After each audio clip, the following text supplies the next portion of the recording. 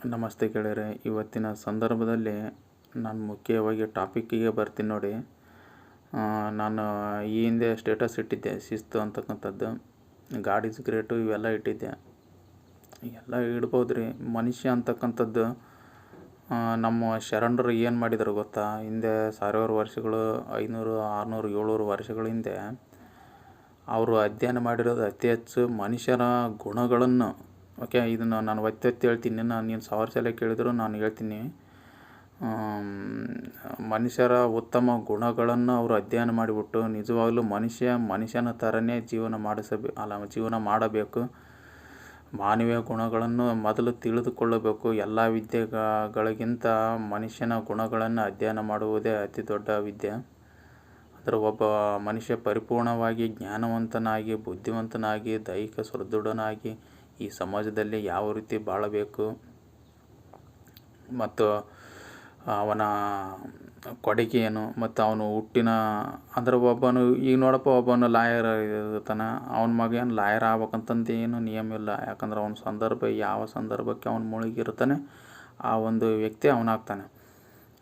ಮತ್ತು ಹಾಗಾಗಿ ಅವನು ಇನ್ನೊಂದು ಮ್ಯಾಟ್ರಿಗೆ ಬರ್ತೀನಿ. ಇನ್ನೂ ಐತೆ. ಈಗ ನಾನು ಒಬ್ಬ ಇಂಜಿನಿಯರ್ ಆಗಿದ್ದೀನಿ ಅನ್ಕೋ. ಇಂಜಿನಿಯರ್ ಮಗ ಇಂಜಿನಿಯರ್ ಆಗ್ಬೇಕನ್ನೋದೇನು ರೂಲ್ಸ್ ಇಲ್ಲ. ಡಾಕ್ಟ್ರ್ ಆಗ್ಬೋದು, ಯಾವುದು ಬೇಕಾದ್ರೆ ಆಗ್ಬೋದು ರೀ. ಅಂದರೆ ಮೇನ್ ಇಂಪಾರ್ಟೆಂಟ್ ಆ ವಿದ್ಯಾರ್ಥಿಗಳಿಗೆ ಸಂದರ್ಭವನ್ನು ಒದಗಿಸೋದು ಅಲ್ಲ, ಆ ಒಂದು ಮಕ್ಕಳಿಗೆ ನಾವು ಸಂದರ್ಭವನ್ನು ಕೊಡಬೇಕು.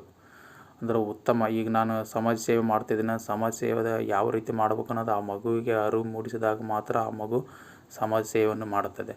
ನಾನು ಕೆಟ್ಟ ಉಡಾಳರ ಜೊತೆ ಆ ಮಗುನ ನಾನು ಬಿಟ್ಟನಂದ್ರೆ ಆ ಕೆಟ್ಟ ಉಡಾಳಾಗಿ ಅವನು ಸಮಾಜದಲ್ಲಿ ಆಘಾತ ಚಟುವಟಿಕೆಗಳನ್ನು ಮಾಡ್ತಾನೆ. ಇಷ್ಟೇ ಗೆಳೆಯರೆ. ಯಾಕಂದರೆ ಈ ಪ್ರಕೃತಿಯಲ್ಲಿ ನಮ್ಮ ಹಿರಿಯರ ಪಾತ್ರ ದೊಡ್ಡದಿದೆ. ಮತ್ತು ನಾನು ಯಾಕೆ ಒತ್ತು ಕೊಟ್ಟು ಗುರುಗಳನ್ನು ನಾವು ಗೌರವಿಸಬೇಕಂತ ಯಾಕೆ ಹೇಳ್ತೀನಿ ಅಂದರೆ, ಗುರು ಆದವನು ಅವನು ಸುಪ್ರೀಂ ಬೇರೆ. ಈಗ ನಾವು ಈ ಸಾಮಾನ್ಯ ಸುತ್ತಮುತ್ತ ಟೀಚರ್ಸು ಮತ್ತು ಈಗ ನಾವು ಸ್ವಲ್ಪ ಬುದ್ಧಿವಂತರಿಗೆ ಅವ್ರ ಗುರುಗಳನ್ನು ನಾವು ಸ್ವೀಕಾರ ಮಾಡಿಕೊಂಡಿದ್ದೇವೆ. ಓಕೆ, ಅದು ತಪ್ಪು ಅಂತಕ್ಕಂಥದ್ದೇನಿಲ್ಲ. ಆದರೆ ತಿಳಿದವರು ತಿಳಿಯಲಾರದಂತೆ ತಿಳಿದವರಿಗೆ ತಿಳಿಸುವುದೇ ಬುದ್ಧಿವಂತರು ಅಂತ ಅಂತಾರಲ್ಲ, ಆ ಥರ ಬೇಡ. ಈಗ ನಾವು ವಿದ್ಯೆಯನ್ನು ತಿಳಿದುಕೊಂಡಿದ್ದೇವೆ ಅಂದಮೇಲೆ ಅದನ್ನು ನಾವು ಅತಿ ಹೆಚ್ಚವಾಗಿ ಒಬ್ಬನು ಕೆಟ್ಟ ಚಟುವಟಿಕೆಯನ್ನು ಮಾಡ್ತಾನಂದ್ರೆ ಅವನು ತಿದ್ದುವಂಥ ಪ್ರಕ್ರಿಯೆ ಮಾಡಬೇಕು. ಇವತ್ತಿನ ಯೂಟ್ಯೂಬ್ ಜಾಲತಾಣಗಳಲ್ಲಿ ಸಾಕಷ್ಟು ಒಳ್ಳೆಯ ಪ್ರಯತ್ನ ಮಾಡಿದ್ದಾರೆ ಕೆಲವೊಬ್ಬರು. ನನಗೆ ಭಾಳ ಇಷ್ಟ ಆಯಿತು. ಎಲ್ಲ ನೋಡ್ತಾ ಇದ್ದೆ. ಕೆಲವೊಂದು ರೋಸ್ಟ್ ಅಂತಂದು ಯೂಟ್ಯೂಬ್ನಲ್ಲಿ ರೋಸ್ಟ್ ಚಾನಲ್ ಅಂತಂದು ಬರ್ತಾವೆ. ಅವ್ನು ನೋಡಿಬಿಟ್ಟು ನನಗೆ ಭಾಳ ಖುಷಿ ಆಯಿತು. ಈಗೂ ಅದರಲ್ಲ ಸಮಾಜ ಸೇವೆ ಮಾಡೋರು ಅಂತಂದು. ಓಕೆ, ಭಾಳ ಇಷ್ಟ ಆಯಿತು. ಅದು ಒಳ್ಳೆಯ ಪ್ರಯತ್ನ. ಯಾಕಂದ್ರೆ ಒಬ್ಬರು ತಪ್ಪು ಮಾಡ್ತಿದಾರೆ ಅಂದ್ರೆ ಅದನ್ನು ಪಾಯಿಂಟ್ ಔಟ್ ಮಾಡಿಬಿಟ್ಟು ಇದನ್ನು ಮಾಡಬೇಡ ಅಂತಂದು ಸೂಚಿಸುವುದು ಅತಿ ದೊಡ್ಡ ಶ್ರೇಷ್ಠ ಕೆಲಸ. ನಿಜವಲ್ಲ, ಅದನ್ನು ತಪ್ಪು ಮಾಡಲಿ, ನಮಗೆ ಯಾಕೆ ಬೇಕು, ಅವನ ಕರ್ಮ ನಮ್ಮ ಕರ್ಮ ಅಂತಂತ ಹೋದ್ನಿ ಅಂದ್ರೆ ಗೆಳೆಯರೆ, ಇಲ್ಲಿ ಏನಾಗ್ತದೆ ಅಂದ್ರೆ, ಈಗ ನಮ್ಮ ಮಕ್ಳು ಇರ್ತಾವೆ, ಆ ಒಂದು ಚಟುವಟಿಕೆಗಳನ್ನು ನೋಡಿದ್ರೆ ಅವು ಕಲಿತಾವೆ. ನಾನು ಪರಿಪೂರ್ಣ ಆಗಿರ್ತೀನಿ. ಈಗ ಅವು ಕಲ್ತೀನಿ ಅಂದ್ರೆ ಅವಕ್ಕೆ ಯಾರು ಬುದ್ಧಿವಾದ ಹೇಳ್ತಾರೆ ರೀ? ಈಗ ಇಂಡಿವಿಜುವಲ್ ಆಗಿ ಈ ಥರ ಒಂದು ಸೋಷಿಯಲ್ ಮೀಡ್ಯಾದಾಗ ಒಂದು ಒಳ್ಳೆಯ ಕಾರ್ಯ ಮಾಡ್ತಾಯಿದೆ ಅಂದಮೇಲೆ ಆ ಮನುಷ್ಯ ಗೊತ್ತಾಗ್ಬಿಡುತ್ತೆ ಇದು ತಪ್ಪು ಕೆಲಸ ಅನ್ನೋದು. ನೋಡಿ ಗೆಳೆಯರು, ಒಳ್ಳೊಳ್ಳೆ ಪ್ರಯತ್ನ ಮಾಡ್ತಾಯಿದ್ದಾರೆ ಜಗತ್ತಿನಲ್ಲಿ. ನನಗೆ ಭಾಳ ಇಷ್ಟ ಆಯಿತು. ಈಗ ಆ ಒಂದು ಸ್ಟೇಟಸ್ ನಾನು ಫೋನ್ನಾಗ ಇಡ್ಬೋದಾಗಿತ್ತು. ನಾನು ಇಡಲ್ಲ ಗೆಳೆಯರೆ. ಯಾಕಂದ್ರೆ ನಾನು ಇಷ್ಟು ದಿನ 2 ಥರ ಮಾತಾಡಿದ್ದೇನೆ. ಅಂದ್ರೆ ಒಬ್ಬ ಮನುಷ್ಯ ಕೆಟ್ಟ ವರ್ತನೆ ಯಾವ ರೀತಿ ಮಾಡ್ತಾನೆ ಮತ್ತು ಒಳ್ಳೆಯ ವರ್ತನೆ ಯಾವ ರೀತಿ ಮಾಡ್ತಾನೆ, ಮತ್ತು ಅದನ್ನು ಡಿಫ್ರೆನ್ಸ್ ಏನು, ಮತ್ತು ಮನುಷ್ಯ ಡಿಸಿಷನ್ ಯಾವ ಥರ ತೆಗೆದುಕೊಳ್ಬೇಕು, ಇವೆಲ್ಲ ನಾನು ಸ್ಟೇಟಸ್ನಲ್ಲಿ ತೋರಿಸಿದೆ. ಆದರೆ ನಾನು ಕೊನೆಯಲ್ಲಾಗಿ ಯಾರೂ ನನ್ನ ಅರ್ಥ ಮಾಡಿಕೊಂಡಿಲ್ಲ ಇದುವರೆಗೆ. ಏನಾಗಿದೆ ಅಂದ್ರೆ ಇಲ್ಲಿ ಮ್ಯಾಟ್ರಿಗೆ ಹೇಳ್ತೀನಿ ನೋಡಿ.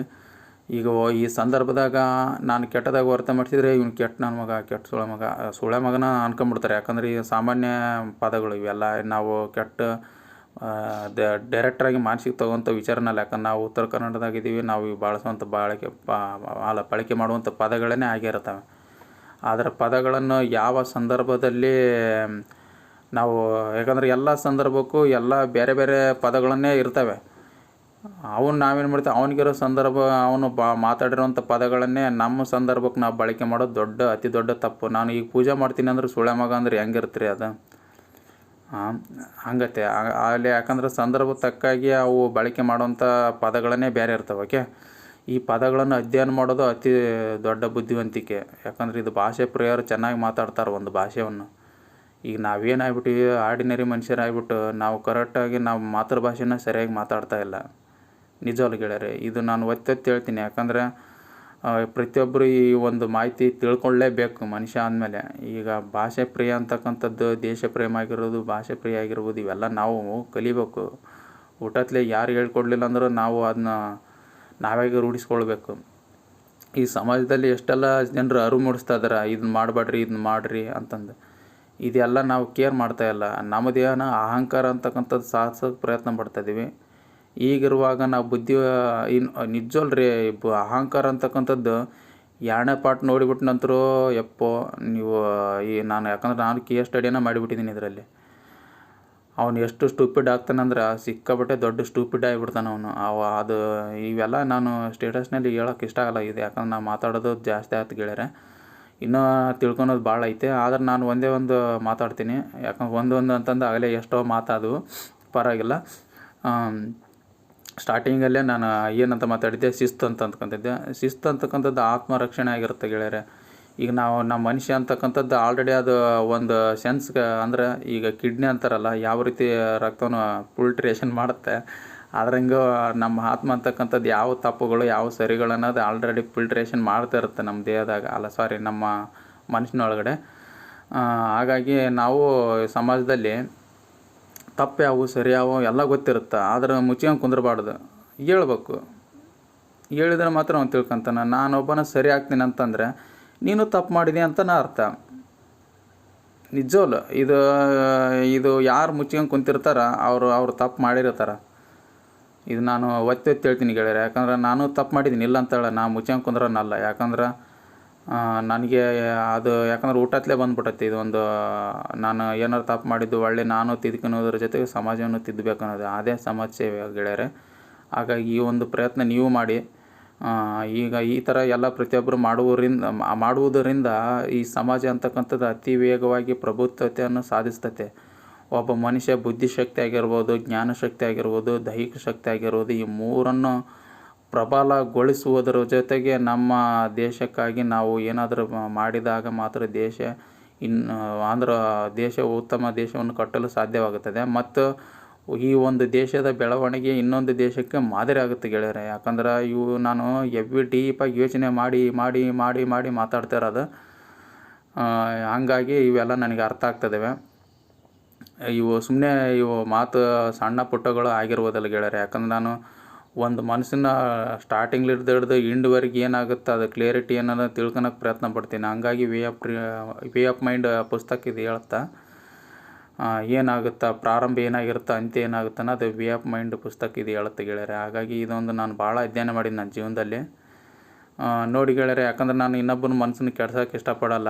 ಯಾಕಂದ್ರೆ ಅದು ನನಗೆ ಚೆನ್ನಾಗಿ ಅನಿಸಲ್ಲ. ಯಾಕಂದ್ರೆ ನಾ ಕೆಡ್ಸಿನಿ ಅಂದ್ರೆ ಅವರು ತಪ್ಪು ಮಾಡಿರೋಲ್ಲ ಗೆಳೆಯರೆ. ಆ ಸಂದರ್ಭದಲ್ಲಿ ಅವ್ರು ಖುಷಿಯಾಗಿರ್ತಾರೆ. ನಂದು ಒಂದು ಮನಸ್ಸು ಭಾವನೆ ಅವ್ರಿಗೆ ಅದು ಹೇಳ್ಬಿಟ್ಟು ಕೆಲವೊಬ್ರು ನಮ್ಮ ಸಂಸ್ಕೃತಿನ ನಮ್ಮ ಭಾರತದ ಭಾಳ ಇಷ್ಟಪಡೋಕೆ ನಾನು. ಕೆಲವೊಬ್ರು ನಾನು ದುಃಖ ಐತೆ ಅಂತಂದಾಗ ಅವನು ಹಬ್ಬ ಆಚರಣೆ ಮಾಡುವಾಗ ನಾನು ದುಃಖವಾಗಿ ಹೇಳ್ಕೊಳ್ಳಲ್ಲ. ಯಾಕಂದ್ರೆ ಮುಚ್ಚಿಟ್ಟು ಆ ಥರ ಒಂದು ಪ್ರಯತ್ನ ಮಾಡಿ ಗೆಳೆಯರೆ. ಆದ್ರೆ ಅದೇ ಅವ್ರ ಮೇಲೆ ಏನಾರು ಎಫೆಕ್ಟಿವ್ ಆಗ್ತತೆ. ನಾನು ಈ ದುಃಖದಾಗಿರೋದು ಅವ್ರಿಗೆ ಹೇಳ್ಕೊಳ್ಳಿಲ್ಲ ಅಂದ್ರೆ ಅವ್ರಿಗೆ ಪರಿಣಾಮ ಬೀರ್ತಂದ್ರೆ ಖಂಡಿತವಾಗ್ಲೂ ಹೇಳ್ಕೊಳ್ಳೇಬೇಕು ಗೆಳೆಯರೆ. ಈ ಥರ ಕೆಲವೊಂದು ಸಂದರ್ಭ, ಯಾಕಂದ್ರೆ ಈ ಸಂದರ್ಭ ಅಂತಕ್ಕಂಥದ್ದು ಯಾರು ಕಂಡು ಬಂದಾರಲ್ಲ. ಯಾಕಂದ್ರೆ ಎಲ್ಲರಿಗೆ ಪ್ರತಿಯೊಂದು ರೀತಿಯಾಗಿ ಪ್ರತಿಯೊಂದು ಸಂದರ್ಭ ಇರ್ತಾವೆ. ಹಾಗಾಗಿ ಭಾಷೆ ಅಲ್ಲಿ ಬಳಸುವಂಥ ಪದಗಳ ಬಳಕೆನೂ ಬೇರೆ ಬೇರೆ ಇರ್ತಾವೆ. ಅದನ್ನು ಸ್ವಲ್ಪ ಸ್ಪಷ್ಟವಾಗಿ ತಿಳಿದುಕೊಳ್ಳೋ ಎಂದು ಹೇಳುತ್ತಾ ಧನ್ಯವಾದಗಳು.